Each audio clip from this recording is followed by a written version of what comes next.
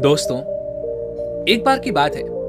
एक नगर में एक युवक रहता था जो बहुत ही अच्छा था, जो स्वभाव का बहुत ही सीधा और मन से बहुत ही सरल था। वह ना तो किसी से लड़ाई झगड़े करता था और ना ही किसी को कभी भला बुरा कहता।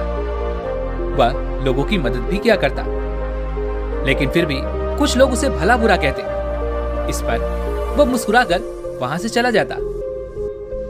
जहां वह नौकरी किया करता था, वह सेठ भी उसे बहुत कम तनख्वाह दिया करता था।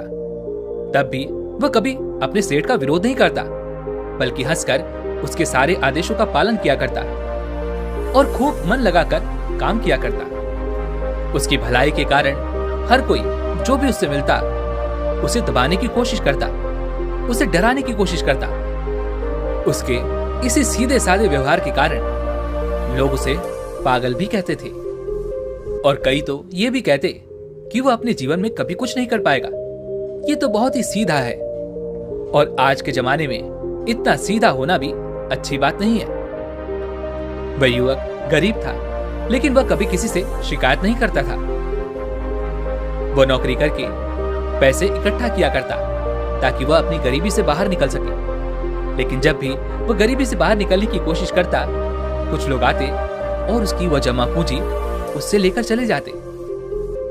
कभी उसके रिश्तेदार आते तो कभी उसका कोई सगा संबंधी, जो अपना दुख दर्द दिखाकर, अपना दुख दर्द सुनाकर उसका जोड़ा हुआ एक एक रुपया उससे ले जाते। और वह युवक कुछ नहीं कर पाता। वह तो केवल यही सोचता रहता था कि वह एक अच्छा आदमी है और अच्छे आदमी कभी किसी पर अत्याचार नहीं करते, वह कभी किसी का विरोध नहीं करते। वह तो स्वयं में खुश रहते हैं और दूसरों की मदद भी करते हैं। इन सारी बातों से वह अपने आप को समझा लेता। एक दिन की बात है, उसने देखा कि उसका एक मित्र चोरी चकारी करके, बेईमानी करके, गलत काम करके आज बहुत धनवान बन चुका है और उसके पास अत्यधिक खुशियां हैं, पैसा है और ये समाज उसे सम्मान भी देता है। वह ना तो दान करता है और ना ही लोगों की मदद करता है, बल्कि वह तो दूसरों पर अत्याचार करता है। वह जबरदस्ती लोगों के पैसे लूट लेता है और उन्हीं पर चीखता चिल्लाता भी है। फिर भी यह समाज उसी को पसंद करता है। लेकिन मैं एक सीधा साधा इंसान हूं, मैं एक अच्छा युवक हूं, फिर भी मुझे कोई पसंद नहीं करता। मुझे तो सब लोग पागल समझते हैं और मेरे जीवन में तो केवल दुख ही दुख है। वह युवक मन ही मन यह सोच रहा था कि तभी उसके मन में एक और विचार उत्पन्न हुआ।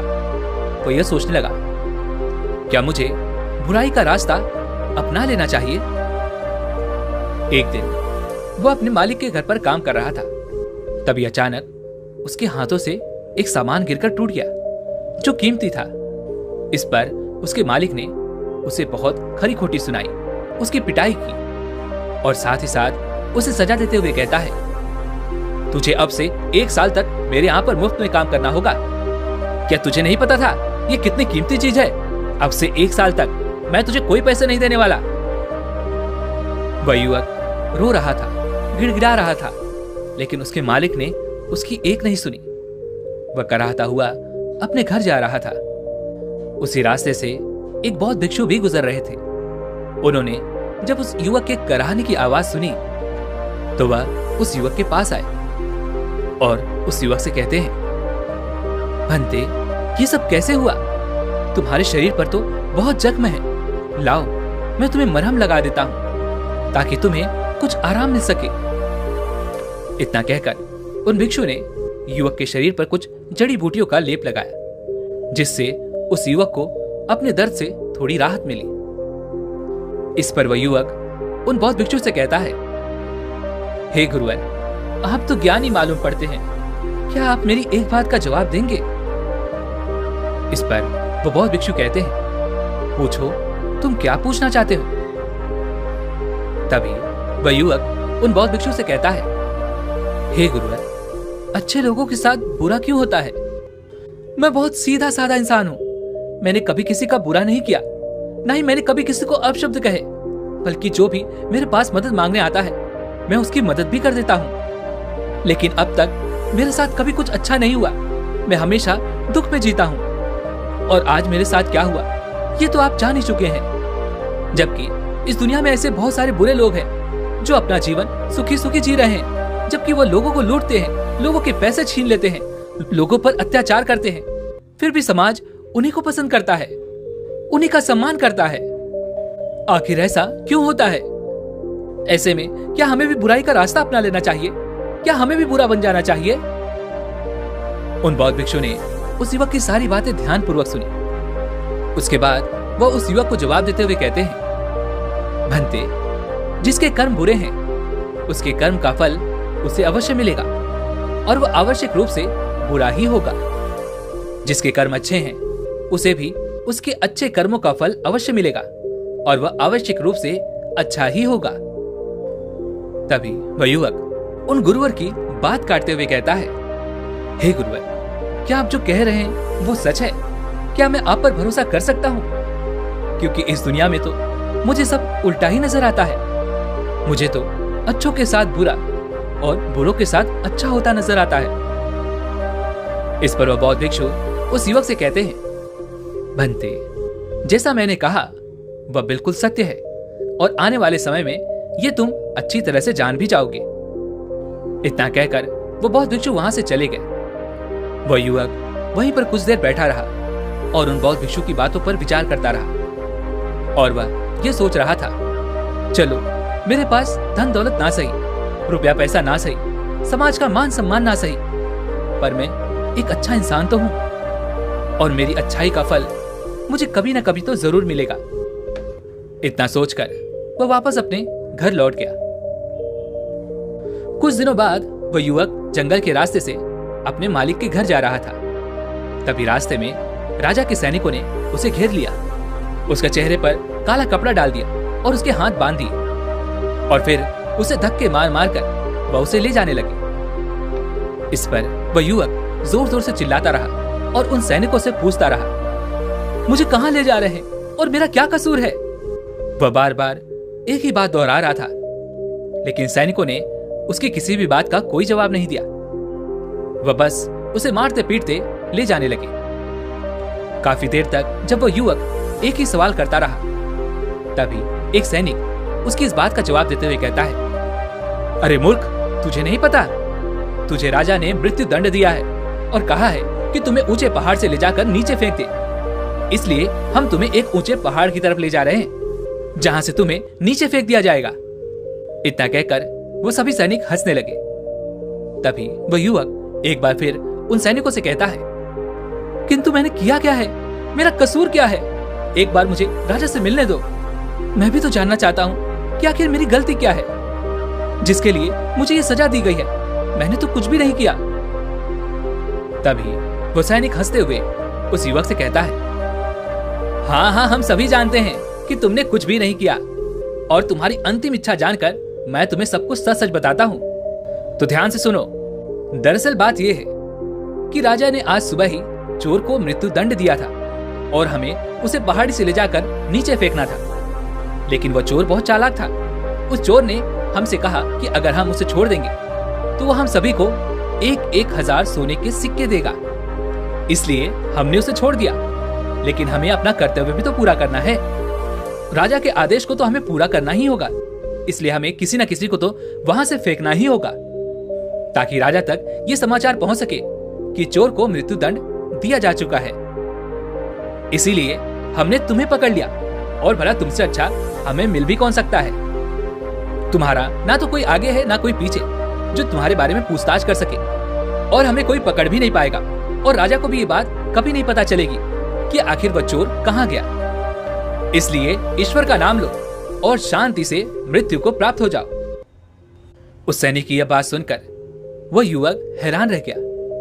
वह उन सभी सैनिकों के सामने रोने लगा, गिड़गिड़ाने लगा, हाथ जोड़कर उससे विनती तक की, रोया, चिल्लाया, लेकिन किसी भी सैनिक ने उसकी एक नहीं सुनी और वह उसे जबरदस्ती घसीटते हुए पहाड़ की चोटी पर ले जाने लगे। वह चिल्लाता रहा कि मुझे छोड़ दो, मुझे छोड़ दो, मुझे जाने दो, मैंने कुछ नहीं किया। लेकिन उसकी बातों का किसी पर भी कोई फर्क नहीं पड़ा। अंत में थक हार कर उस युवक ने उन सैनिकों से कहा, देखो, तुम्हें उस चोर ने एक हजार सोने के सिक्के देने का वादा किया है, और अगर तुम मुझे छोड़ दोगे तो मैं तुम में से हर एक को 10,000 सोने के सिक्के दूंगा। इस पर एक सैनिक जवाब देते हुए कहता है, अच्छा, तो अब तुम मुझे पागल बनाने की कोशिश कर रहे हो? तुम्हें क्या हम मूर्ख लगते हैं? तुम एक मामूली से अधिकारी हो और तुम्हारे पास इतना सारा धन कहां से आएगा? इस पर वह युवक उन सैनिकों से कहता है, तुम मेरे साथ चलो, मैं तुम्हें दिखाता हूं। मेरे पास बहुत धन है, और यदि मेरे पास धन ना मिले तो तुम मुझे एक बार फिर से यहां ला सकते हो। नहीं तो तुम चाहो तो मुझे तुम वहीं मार देना, तुम्हारे पास तो हथियार भी हैं। और मैं भला निहत था, तुम सभी का क्या बिगाड़ पाऊंगा? उस युवक की यह बात सुनकर वे सभी सैनिक एक बार के लिए सोच में पड़ गए। उन सभी ने आपस में मिलकर विचार विमर्श किया और युवक से कहा, ठीक है, हम तुम्हारी बात मान लेते हैं, लेकिन मेरी एक बात याद रखना, यदि हमें धन ना मिला तो हम तुम्हें वहीं पर मार देंगे। चलो हमें दिखाओ वो धन कहां पर है। इस पर वह युवक कहता है, उससे पहले मेरी आंखों से ये काला कपड़ा तो हटाओ, इसके बिना मैं आपको रास्ता कैसे दिखा पाऊंगा। उन सैनिकों ने उस युवक की बात मान ली और उस युवक के सर पर से वह काला कपड़ा हटा दिया गया। उसके बाद वह युवक उन सभी को एक गुफा में ले जाता है। वह युवक उस गुफा से भलीभांति परिचित था। वह गुफा देखने में तो बड़ी सीधी सी लगती थी, लेकिन अंदर से वह एक भूल भुलैया थी। जो भी उसके अंदर एक बार चला जाता, वहां से बाहर निकलना उसके लिए नामुमकिन था। वह युवक उन सभी सैनिकों को उस गुफा के भीतर ले जाता है और मौका मिलते ही वह उन्हें धोखा देकर उस गुफा से बाहर की ओर निकल जाता है, और वह सभी सैनिक उस गुफा में फंस कर रह जाते हैं। वह युवक डरा हुआ, सहमा हुआ, तेजी से भागता हुआ जंगल के रास्ते से जा रहा था। उसे डर था कि वह सैनिक उसका पीछा कर रहे हैं। वह यदि उस गुफा से निकल जाएंगे तो वह उसे पकड़ लेंगे, इसलिए वह तेजी से भागता हुआ जा रहा था। तभी रास्ते में उसे वही बौद्ध भिक्षु दिखाई दिए। तभी वो भागता हुआ उन बौद्ध भिक्षु के पास पहुंचा और वह युवक उन बौद्ध भिक्षु से कहता है, हे गुरुवर, आपने तो कहा था जिसके कर्म बुरे होते हैं उसे बुरा फल मिलता है, और जिसके कर्म अच्छे हैं उसे अच्छा फल मिलेगा।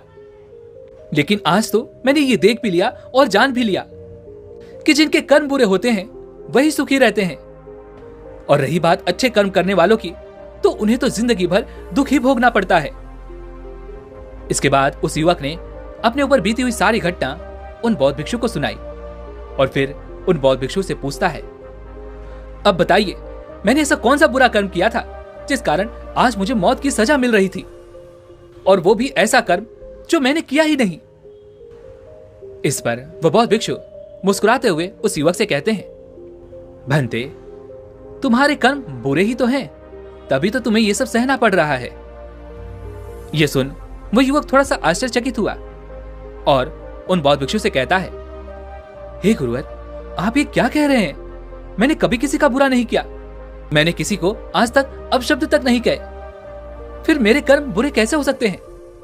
मैंने तो कोई भी बुरा काम नहीं किया, ना ही मैंने चोरी की, ना ही किसी से बेईमानी की, किसी को सताया तक नहीं, किसी को भला बुरा तक नहीं कहा, फिर मेरे कर्म बुरे कैसे हो सकते हैं? इस पर वह बौद्ध भिक्षु उस युवक से कहते हैं, भंते, अपने हक और अधिकार के लिए ना लड़ना, यह भी तो बुरा कर्म है। जब तुम पर कोई अत्याचार करता है तुम उसका विरोध नहीं करते, क्या ये बुरा कर्म नहीं है? किसी के साथ अत्याचार ना करना, लेकिन दूसरों के साथ अत्याचार होते हुए देखकर चुप रहना, यह भी तो बुरा कर्म है। सही होते हुए भी चुपचाप रहना, क्या यह बुरा कर्म नहीं है? हम शक्तिहीन हैं, असहाय हैं, हमारी मदद कौन करेगा, यह समझकर असत्य के सामने बार बार झुक जाना, क्या यह बुरा कर्म नहीं है? बुराई में सुख है, यह देखना भी एक बुरा कर्म ही है। तो अब मैं तुमसे सवाल करता हूं, बताओ मुझे, इनमें से कौन सा काम ऐसा है जो तुमने अब तक नहीं किया? उन बौद्ध भिक्षु की ये सारी बातें सुनकर वह युवक स्तब्ध रह गया। उसे कुछ भी समझ नहीं आ रहा था कि वह उन बौद्ध भिक्षु के इस प्रश्न का क्या जवाब दे।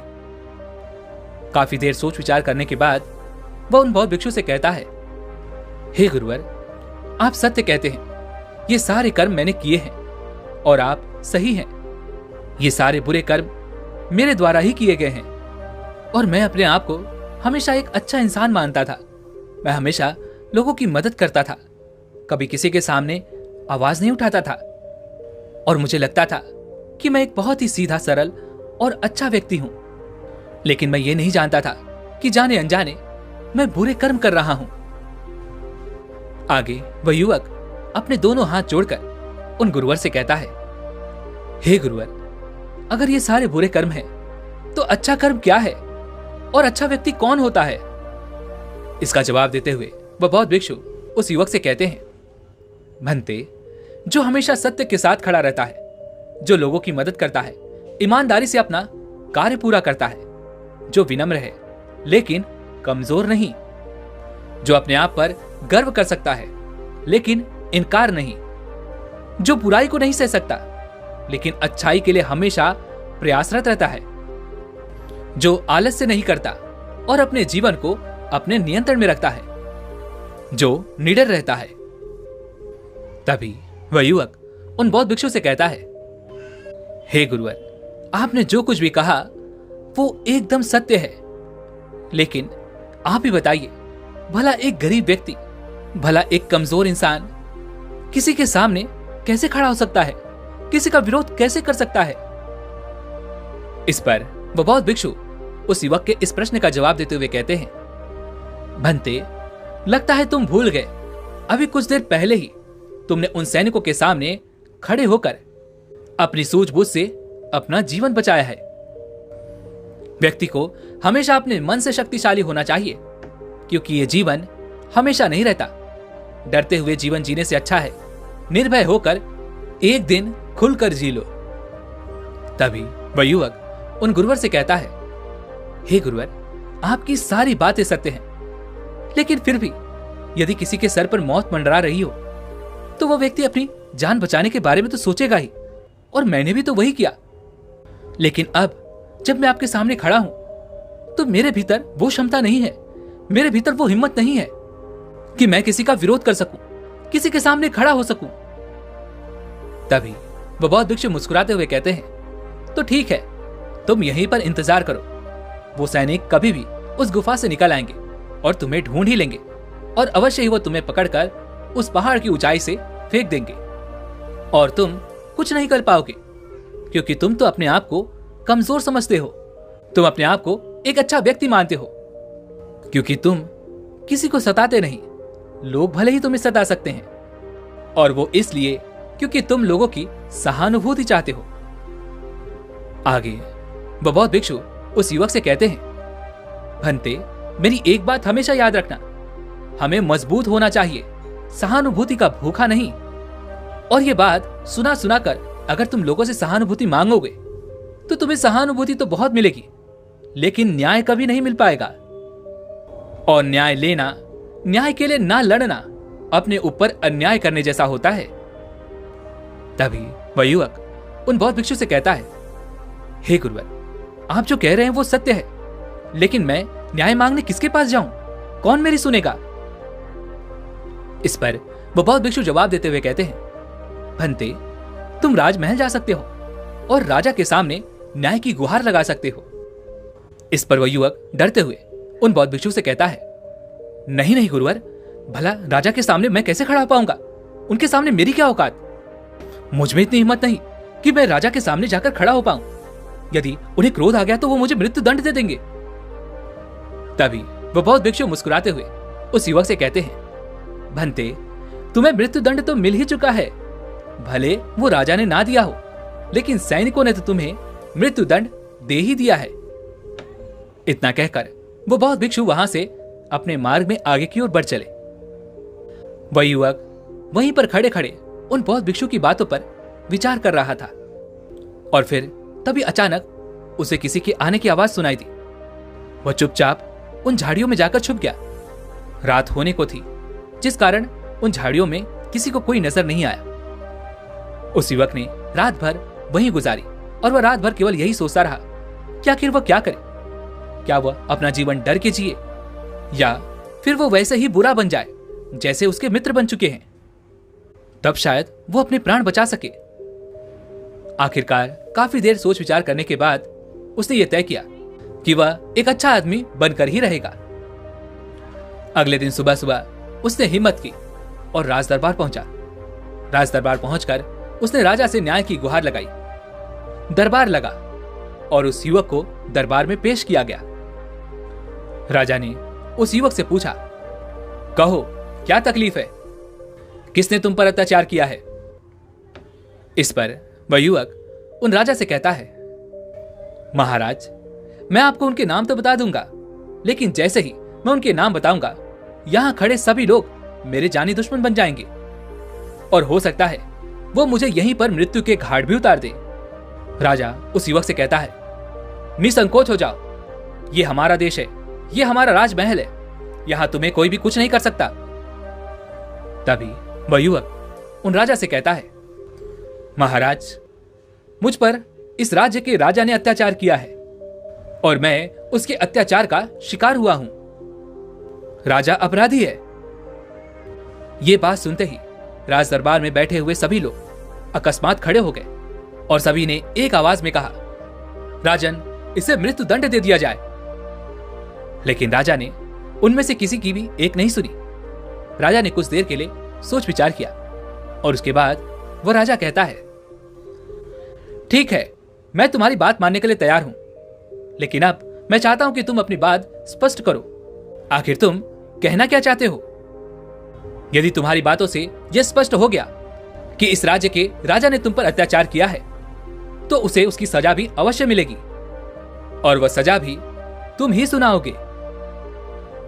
राजा की यह बात सुनकर राज दरबार में उपस्थित सभी लोग अपने अपने आसन पर बैठ गए और उस युवक की बात सुनने के लिए सभी लोग तैयार हो गए। तभी वह युवक राजा से कहता है, हे राजन, कल सुबह आपने एक चोर को मृत्यु दंड दिया था। आपके सैनिकों ने उस चोर को 11,000 सोने के सिक्के लेकर उसे आजाद कर दिया है और उसके बदले उन्होंने मुझे पकड़कर पहाड़ी से फेंकने की कोशिश की, लेकिन जैसे तैसे करके मैं वहां से निकल गया। और ऐसा पहली बार नहीं हुआ, बल्कि ऐसा कई बार हो चुका है और पहले भी कई बार कई गरीब लोगों की मृत्यु इसी प्रकार हुई है। और राजा को लगता है कि राजा ने न्याय किया है, लेकिन वह राजा ये नहीं देखता कि उसके आदेश को पूरा किया जा रहा है या नहीं, क्या उसका न्याय पूरा हो रहा है या नहीं। राजा का किया हुआ न्याय किसी के लिए अन्याय बन रहा है। किसी गरीब के घर का दीपक बुझा दिया जाता है और राजा को इसकी भनक तक नहीं। राजा तो केवल अपने जीवन में मस्त है, उसे अपने महल से बाहर निकलने का समय तक नहीं। वह बाहर निकलकर आम लोगों से मिलता तक नहीं, उनकी समस्याओं के बारे में सुनता तक नहीं। वह तो केवल अपने मंत्रियों और अपने अधिकारियों पर निर्भर रहता है। हे राजन, मेरा राजा तो मुझसे कभी मिला तक नहीं, वह तो मुझसे बहुत दूर है और मेरी आवाज भी उस तक कभी नहीं पहुंचती। और आज भी मेरी आवाज उस तक कभी नहीं पहुंचती अगर मैं बाहर खड़े उन पहरेदारों को कुछ रुपए पैसे देकर अंदर ना आता। उस युवक की यह बात सुनकर राज दरबार में उपस्थित सभी लोग आश्चर्यचकित रह गए। राजा भी यह बात सुनकर बड़ा अचंभित था।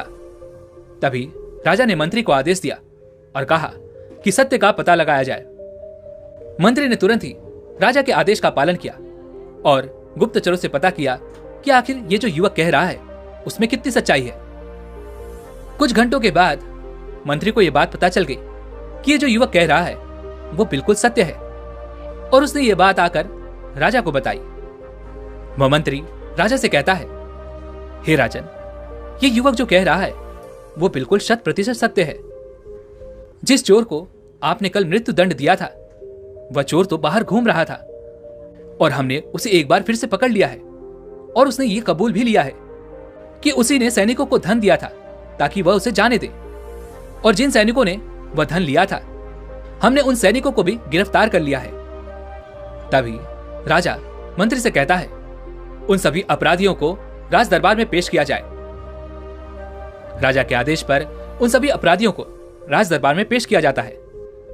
तभी वह राजा उस युवक से कहता है, हम तुम्हारे अपराधी हैं, कहो आखिर तुम हमें क्या दंड देना चाहते हो? तुम जो भी दंड हमें दोगे वह हमें खुशी खुशी स्वीकार है। इस पर वह युवक राजा से कहता है, हे राजन, आप इस राज्य के राजा हैं, दंड तो आप ही दे सकते हैं, हम तो केवल निवेदन कर सकते हैं। और मैं आज आपके पास यही निवेदन लेकर आया हूं कि आपको अपनी प्रजा का ख्याल रखना चाहिए, समय समय पर उनसे मिलते रहना चाहिए और आपसे हम जैसे गरीब लोग सीधे मिल सकें, अपनी बातें कह सकें, ऐसी व्यवस्था करनी चाहिए।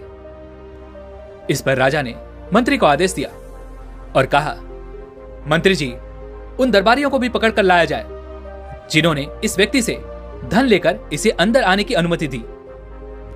मंत्री ने राजा के आदेश का पालन किया और उन दरबारियों को भी दरबार में पेश किया गया। आगे वह राजा उस युवक से कहता है, मैंने तुम्हारे जैसा निर्भय व्यक्ति आज तक नहीं देखा।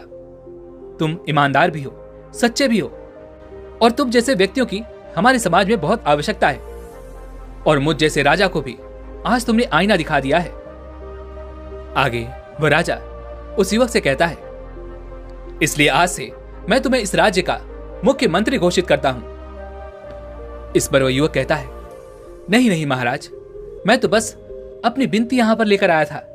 आपने मेरी बात सुनी, बस इसी में मैं खुश हूं। इतना कहकर उस युवक ने राजा को प्रणाम किया और वापस अपने घर लौट गया। देखते ही देखते उस युवक का नाम पूरे राज्य में फैल गया।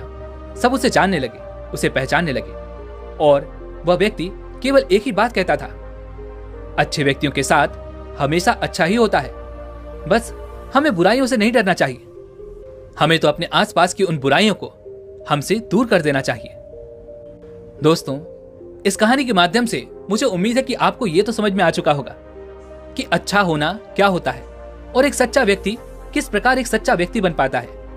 यदि आप भी अपने आप को एक अच्छा और सच्चा व्यक्ति मानते हैं और आपको लगता है कि आप भीतर से अच्छे हैं और आपके साथ बुरा हो रहा है, तो उस बुराई का कारण कौन है, उस तकलीफ का कारण कौन है, यह आपको अच्छी तरह से पता चल चुका होगा। इसलिए खुद को कमजोर और असहाय ना माने, अपने लिए लड़ना सीखे, अपने आप को भीतर से मजबूत बनाएं, अपने मन को कठोर बनाएं, ताकि आप उन परिस्थितियों, उन लोगों का सामना कर सकें जो आपका फायदा उठाने की कोशिश करते हैं, क्योंकि बुराई सहना भी एक बुरा कर्म ही है।